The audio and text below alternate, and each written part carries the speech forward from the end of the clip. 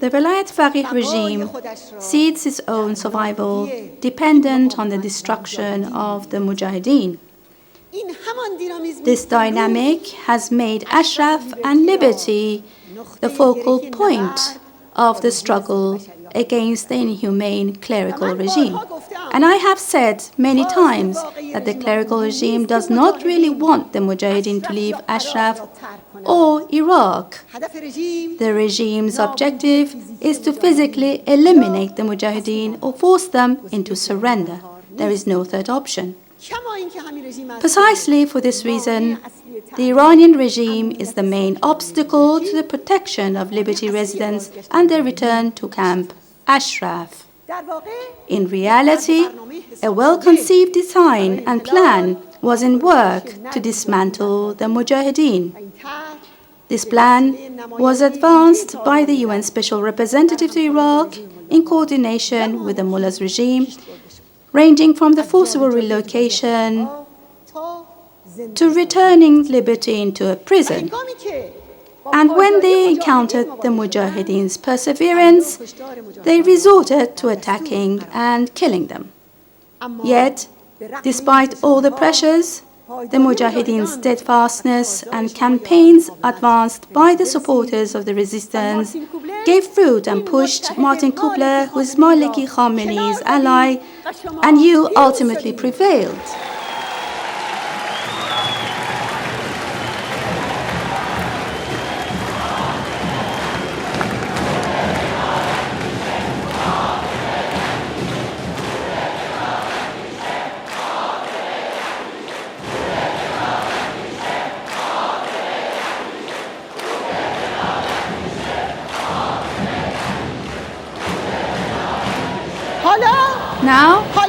Now the person who was on a mission to dismantle the Mujahideen has himself been exposed and sacked.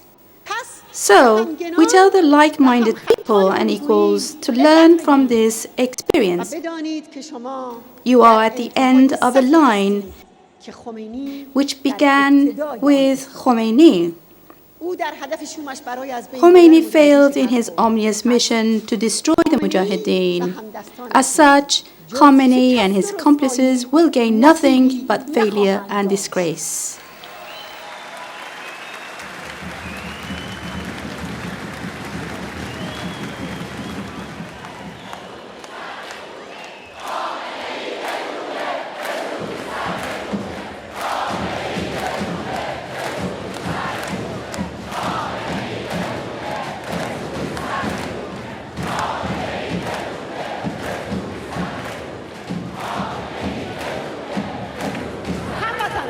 Dear compatriots, in opposition to the beast of suppression and crime, whose targets range from Iran's cities and villages to Damascus and Baghdad, a resolute resistance movement has fortunately stood tall and symbolizes the dignity, credibility, and raison d'etre of Iran and Iranians. This is a movement comprised of the most enlightened and the most selfless children of the Iranian people, who are the focal point of hope and guarantee freedom. But who paved the way for this strategic treasure trove? And how was its fruit achieved, and how and which path? Khomeini hijacked the Iranian revolution and perverted Iranian culture and values of struggle using a reactionary mindset and demagoguery. He subjected our nation to repression, war, and backwardness. But who first challenged Khomeini by raising the mantra of a democratic revolution in Iran, in stark contrast with Khomeini's Islamic revolution? Who stood against Khomeini's destructive aggression by hoisting the flag of uncompromising resistance? Who was it? Who was it that shed light on the confusing political atmosphere and decisively said that the main slogan of the Iranian revolution is freedom, and the main threat to it is a reactionary and religious dictatorship. All through the past 30 years, who said that a viper will never give birth to a dove of reform and moderation? Now, I ask you, who was that person?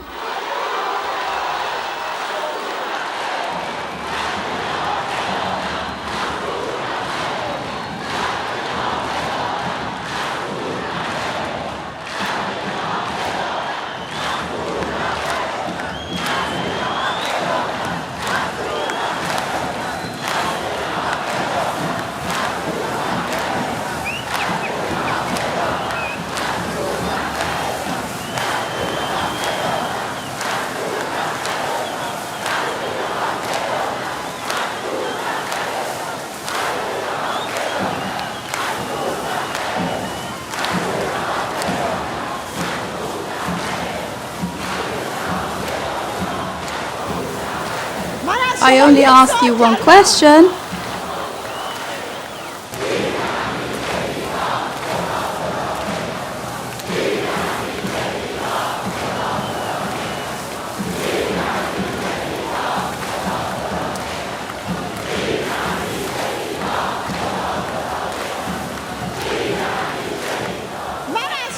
I only asked you one question and you seem to answer all. Yes, indeed. Indeed, it was Masoud Rajavi, the leader of the Iranian resistance. It is Masoud and his path that inspired hope in Mujahideen prisoners who have and who will wage resistance during the most difficult hours under torture. Those executed and massacred have cried out his name and his path. And what he said 3 decades ago still resonates today. I have been lashed thousands of times. They have put the noose around my neck thousands of times. I represent the generation of countless heroes, and I have come to sacrifice myself for the freedom of my enchained.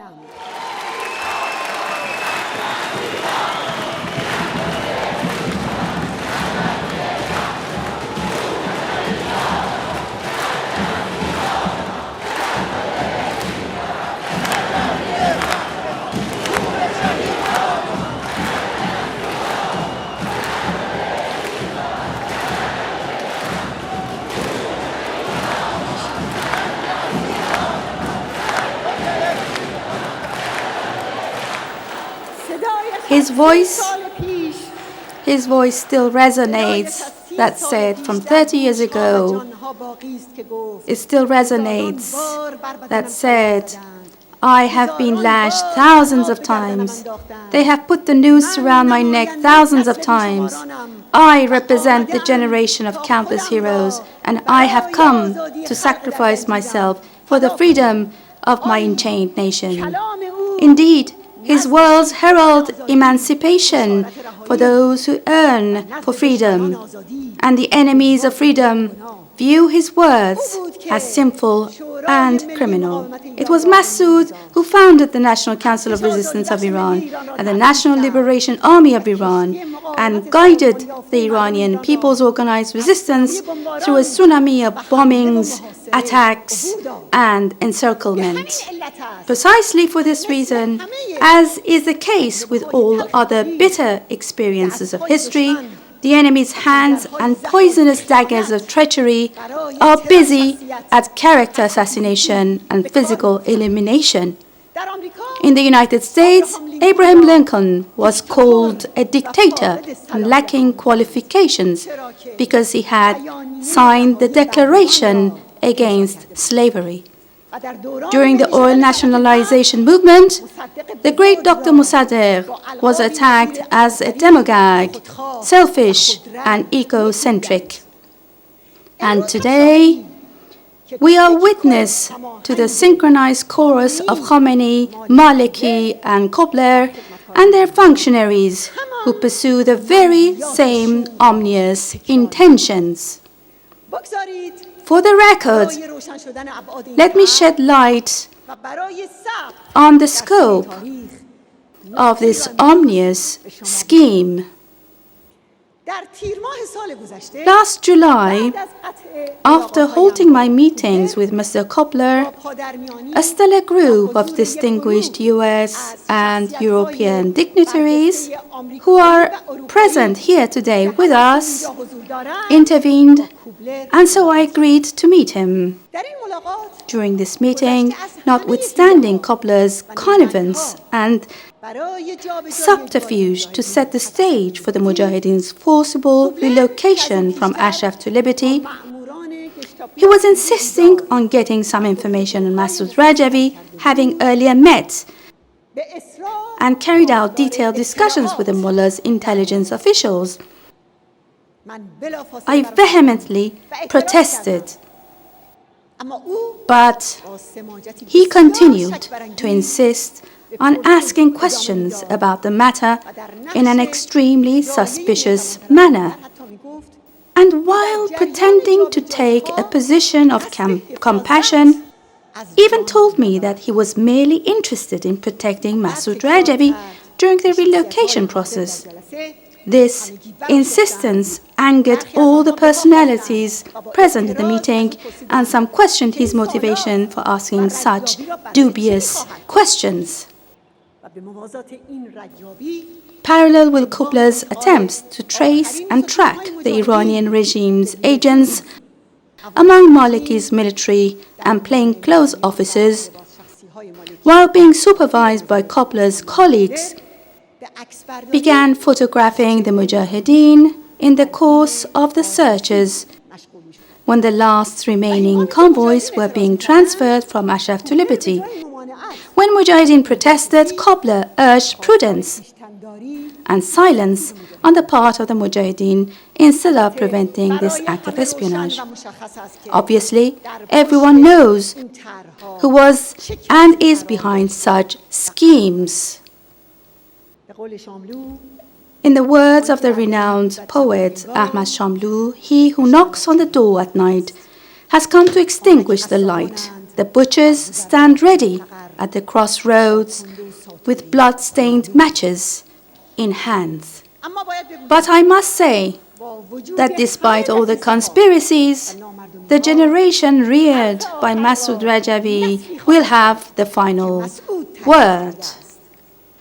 The very generation of the countless heroes that echo these words in the desolate land of tyranny and suppression will represent the love for a freedom that echo the very essence of humanity. In the midst of darkness, lies, and hostility, we represent the sacrifice and sincerity that would pave the way forward. And in the darkness and gloom produced by the clerical rule, we embody the triumphant resolve and inspire the army of liberation which would overthrow this regime.